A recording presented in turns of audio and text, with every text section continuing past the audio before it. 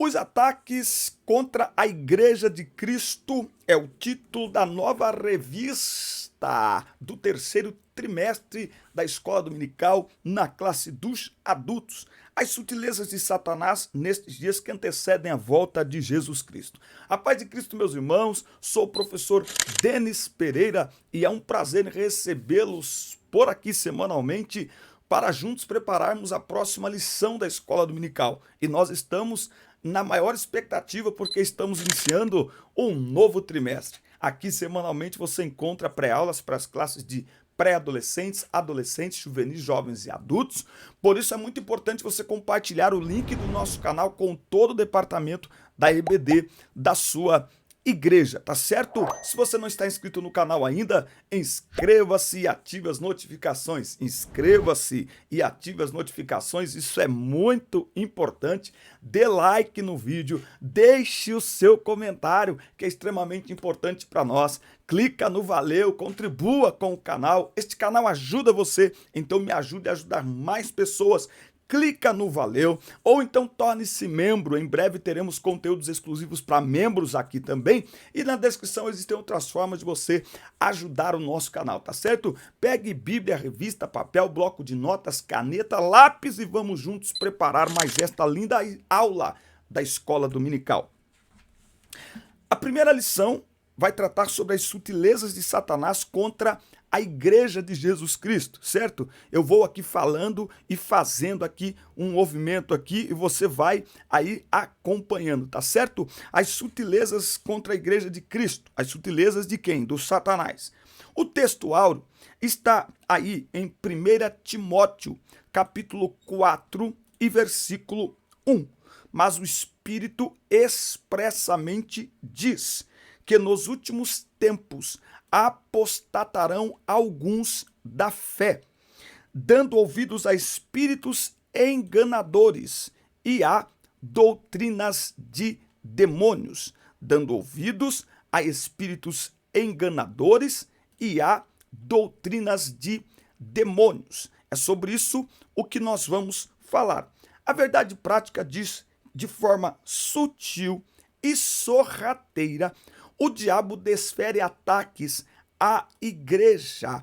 É preciso, então, que cada crente saia ao combate com as armas espirituais dadas por Deus. Nós já podemos dizer aqui, logo nesse início, nessa introdução, que ser cristão é um chamado para a batalha. Ser cristão, nós não estamos em uma praia, sentados em uma cadeira de praia, na beira do mar. Não, nem muito menos numa rede. Não, nós somos chamados para uma batalha espiritual. A guerra espiritual, logo, as armas também devem ser espirituais, não é? 2 Coríntios, capítulo 10, Paulo diz, as armas da nossa milícia não são carnais, mas sim poderosas em Deus. Para quê? Para a destruição de fortalezas. É por isso que a igreja precisa ficar atenta. A igreja está sob ataque e os ataques são sutis e perspicazes. E é sobre isso que nós vamos falar.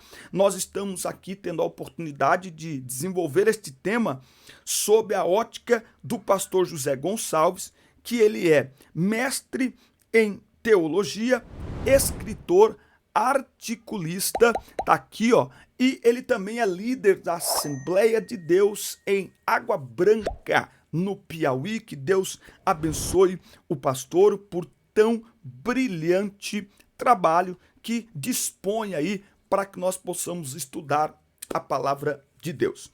A introdução aqui neste trimestre, estudaremos a respeito dos diversos ataques contra a verdadeira igreja. Por que contra a verdadeira igreja? Porque hoje tem um monte de igreja. Agora, a verdadeira igreja, ela preza pela palavra de Deus e pelos princípios da palavra de Deus. E por que existem diversos ataques? Porque Satanás sempre se opôs ao povo de Deus, tanto na antiga aliança quanto na nova aliança, não é? A igreja sempre enfrentou a oposição do diabo. Agora, esses ataques, eles nem sempre acontecem da mesma forma, com a mesma metodologia, com as mesmas estratégias. No entanto, o agente por trás do ataque é sempre o mesmo, Satanás. Por isso que Paulo, escrevendo aos Efésios, ele diz: olha, não temos que lutar contra carne e sangue, mas contra principados e potestades, contra os dominadores deste sistema mundial em trevas, contra as forças espirituais do mal nas regiões celestiais. É por isso que os cristãos devem ter um certo cuidado ao confrontar os seus perseguidores, porque o cristão precisa levar em conta que por trás daquela palavra, por trás daquela pessoa que está falando, por trás daquela ideologia, quem é que está ali? Ele, é ele que está ali, Satanás, o acusador, o inimigo, o adversário da igreja, não de Deus, da igreja. Muito bem. Tópico 1 aqui, eu espero que você esteja nos acompanhando aí, de posse da sua revista, a igreja sobre ataque. A igreja sobre ataque, tá certo? Então, a sutileza do ataque. Um fato de fácil constatação é que a oposição sistematizada às verdades cristãs cresceram nas últimas décadas em escala exponencial. Tá? Antigamente a coisa era muito mais aberta, hoje ela é feita de uma maneira muito mais sutil. Tá? A palavra sutil tem a ver com aquilo que é quase que imperceptível, tá? Aquilo que é imperceptível, tá? Entre outras palavras, entre outros termos aí. Enfim, nós temos hoje, por exemplo, a normalização de comportamentos e práticas contrários à fé cristã, certo? Então, aqui só para trazer aí, para atualizar, não é? Então, por exemplo, antigamente nós ficávamos tranquilos quando os nossos filhos estavam na escola. Hoje, a escola se tornou algo completamente complicado a escola hoje. Por quê? Porque de forma sutil as ideologias entraram e as crianças, principalmente, estão sendo atingidas com ideologias contrárias à palavra de Deus. Um fato de fácil observação nas Escrituras é que Deus sempre manteve seu povo sobre alerta. Alerta. Nada acontece sem que o povo de Deus seja avisado. Sempre tem alertas e advertências, tá? Isso pode ser visto tanto em relação a pessoas quanto a grupos, tá? Então sempre tem alertas. Deus sempre vai usar aí profetas, Deus sempre vai usar alguém para falar à sua igreja, para lembrar a sua igreja, para alertar aí a sua igreja. Aqui em 1 Timóteo, no capítulo 4, diz assim: o Espírito Santo afirma expressamente. Esse expressamente é claramente, sem sombra de dúvidas, que nos últimos tempos alguns se desviarão da fé e darão ouvidos a espíritos enganadores e a doutrinas de demônios. Então, assim, sem sombra de dúvidas. É por isso que a igreja hoje vem sendo atacada de uma maneira ferrenha mesmo. Começou de maneira bem sutil, mas a coisa está crescendo, a coisa está aumentando. Então, esse alerta do Espírito Santo aqui para a igreja é para nós hoje. É para nós hoje, não é? Então, muitos darão ouvidos a espíritos enganadores e doutrinas de demônios. Por quê? Porque a igreja está na reta final. A sutileza de Satanás ao atacar a igreja de Cristo é um fato claramente revelado pelo Espírito Santo. Deus preveniu a igreja de que isso aconteceria, ou seja, não há razão para surpresas, tá? Eu costumo dizer que os ataques do inimigo só assustam quem não está preparado, certo? Por quê? Porque a igreja de Cristo está aguardando a volta do Senhor, certo? Então nós não devemos nos assustar, pelo contrário, isso deve assustar aqueles que não estão preparados, os que não estão aguardando a volta do Senhor. Aos que estão aguardando, isso deve nos encher ainda mais de esperança, porque sinaliza que Jesus, a volta dele está cada vez mais próxima. A expressão últimos tempos é uma referência ao período compreendido como sendo a era da igreja. Nesse aspecto, o apóstolo Pedro diz que o derramamento do Espírito fazia parte dos eventos dos últimos dias. E de semelhante forma, o apóstolo Paulo descreve como os homens se comportariam nos últimos dias. Então, se nós temos a palavra do Senhor dizendo, olha, nos últimos dias derramarei do meu espírito, nós temos também a palavra, Paulo dizendo, 2 Timóteo, capítulo 3, sabe, entretanto disto, nos últimos dias sobrevirão tempos terríveis, tempos complicados, certo? Então, nós não temos referência nem a dia nem a hora em que Jesus irá voltar, mas nós temos estes dois contextos que devem levar o crente a ficar em alerta máximo para a volta de Jesus. Há um derramamento do Espírito, mas também há um esfriamento do amor, há um crescimento aí da apostasia, um ambiente onde o inimigo tem se infiltrado e tem destruído a fé de muitas pessoas, não é? Então, o que a igreja pode dizer dessa presente época? O que a igreja pode dizer aí desse momento que nós estamos vivendo? Não estaríamos na reta final? Não estaríamos nas últimas voltas aí da corrida? Então, em primeiro lugar, nós não podemos ignorar o fato de que a igreja está sob ataque. Nós não tememos o inimigo, mas não ignoramos os seus ardis também, não é isso? Não, vamos olhar aqui, ó, não ignoramos os seus ardis. Está em 2 Coríntios, capítulo 2 e versículo 11, a fim de que Satanás não tivesse qualquer vantagem sobre nós, pois não ignoramos suas artimanhas, os seus ardis, as suas armadilhas. Nós precisamos estar plenamente, completamente em alerta.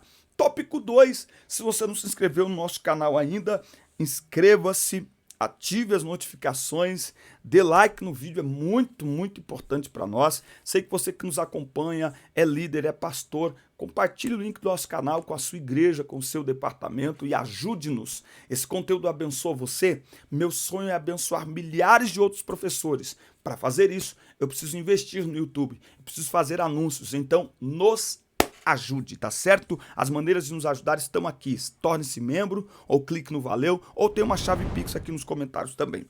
Tópico 2. A natureza do ataque. O ataque é de ordem espiritual. Em sua exposição, o apóstolo Paulo, faz aí, deixa só eu achar aqui na revista, aqui, ó, aqui. Muito bem. O ataque é de natureza espiritual. Em sua exposição, o apóstolo faz referência a espíritos enganadores e demônios.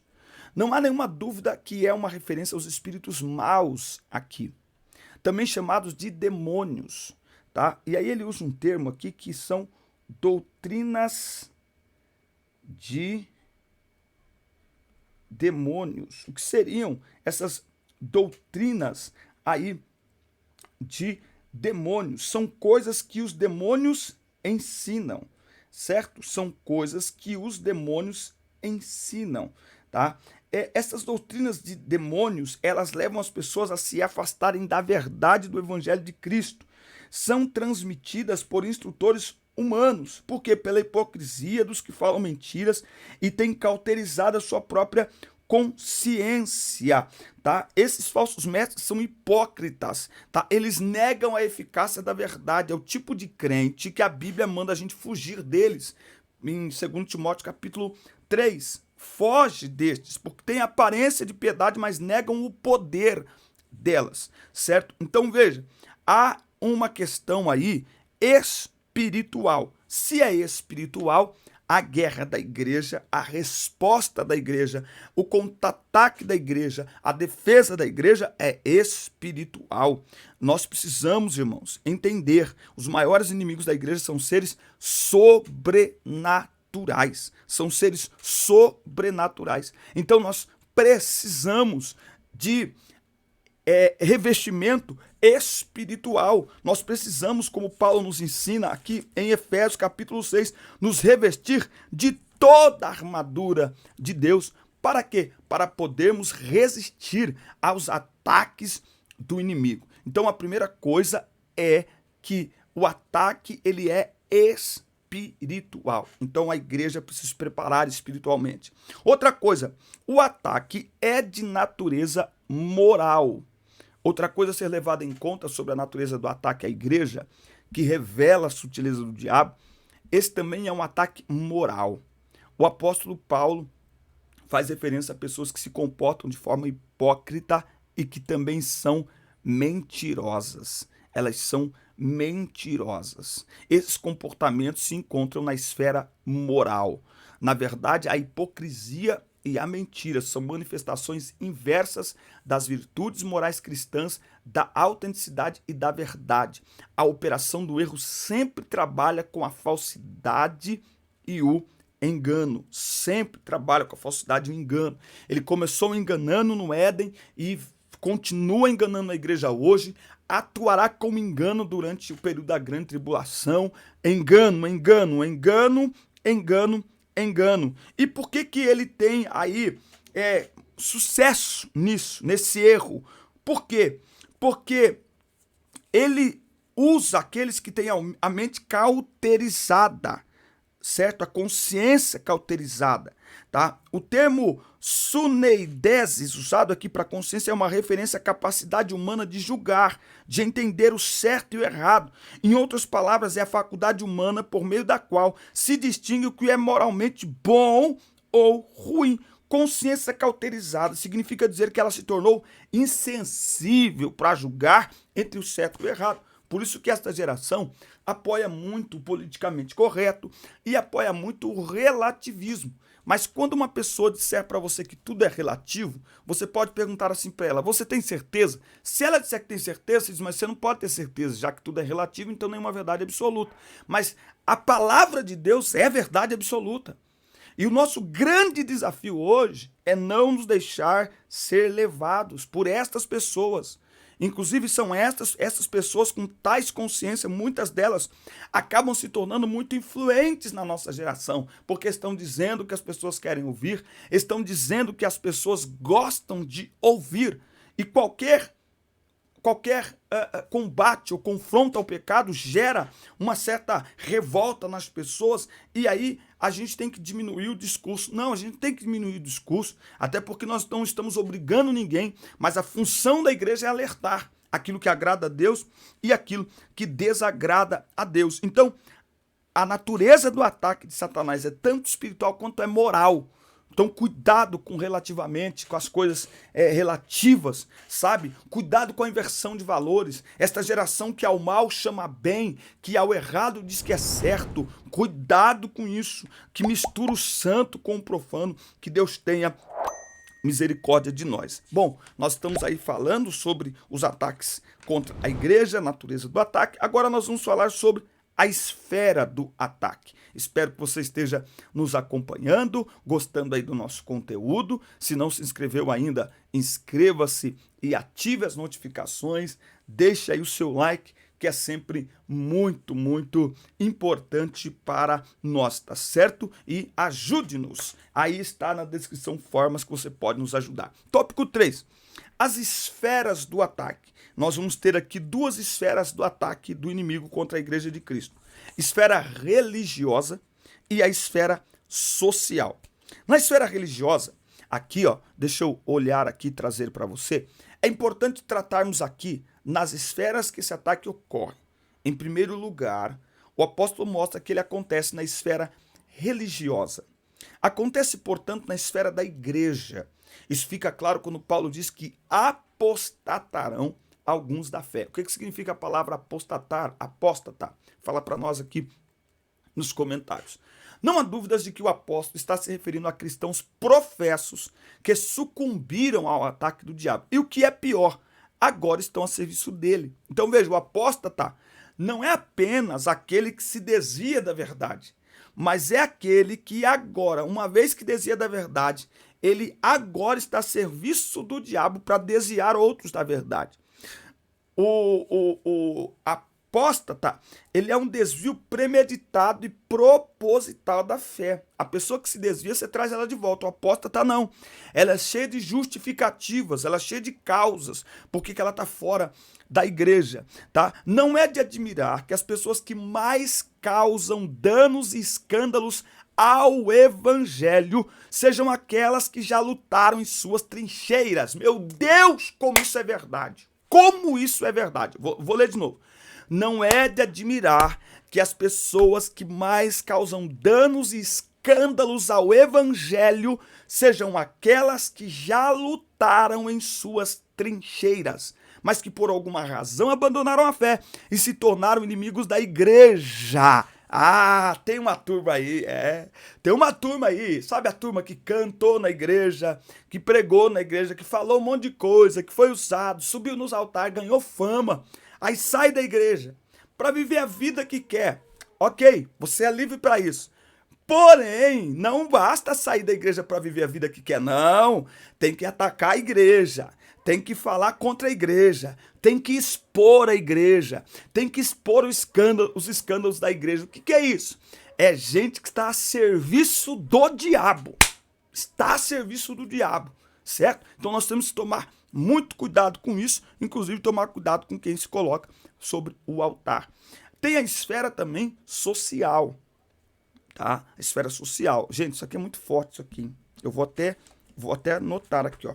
Não é de admirar que quem mais causa dano e escândalos à igreja sejam aqueles que já lutaram em suas trincheiras. Nossa, demais, hein? Aqueles que saíram do nosso meio. Sabe, saiu, vai, tchau, vai embora. Não, mas tá bom. Mas Deus vai cobrar isso aí. A esfera social. Outra esfera do ataque de Satanás à igreja é a social. Isso pode ser visto na expressão de Paulo, proibindo o casamento, 1 Coríntios 4:3. É uma forma de dizer que o diabo se opõe à família. Sem dúvida, a família é uma das mais importantes instituições sociais que existem, se não a mais. Então, nesses últimos anos, o que nós temos visto? Nós temos visto Satanás e seus demônios atacando com fúria a família brasileira, especialmente a família cristã. Estamos sobre fogo cerrado. Sobre fogo cerrado. Por quê? Porque ele sabe que famílias fracas geram igrejas fracas. Porque a família é a célula máter da sociedade e da igreja também. É a família. Pais, os filhos, é a família. Uma família fraca é uma igreja fraca. Uma família desunida é uma igreja desunida.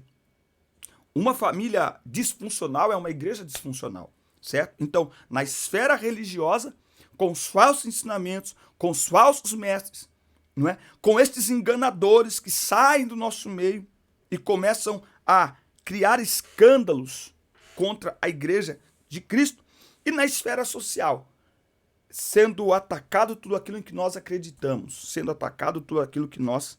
Eu acho que esse trimestre, fala para mim aqui nos comentários, você que nos assiste, se você é pastor, dirigente, superintendente aí da escola dominical, só escreve aí, pastor, dirigente, superintendente. Eu sou superintendente da minha igreja.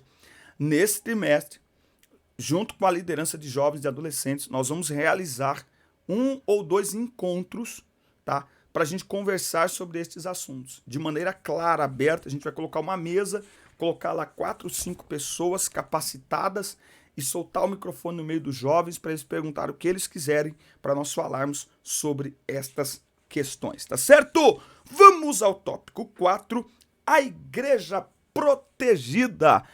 Estamos te ajudando? Você está gostando desse conteúdo? Então inscreva-se no canal e ative as notificações. Olha só, lição 2 nós falaremos sobre a sutileza da banalização da graça. Eita, vai ser demais essa aula aqui. Muito bem, a igreja protegida.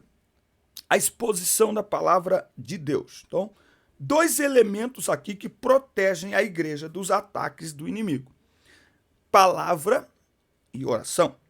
O apóstolo Paulo põe 2 importantes armas ou ferramentas capazes de neutralizar os ataques do diabo. A palavra de Deus e a oração. Quero ler aqui 1 Timóteo, capítulo 4 e 5. Porquanto é santificado pela palavra e pela oração. A palavra possui poder santificador.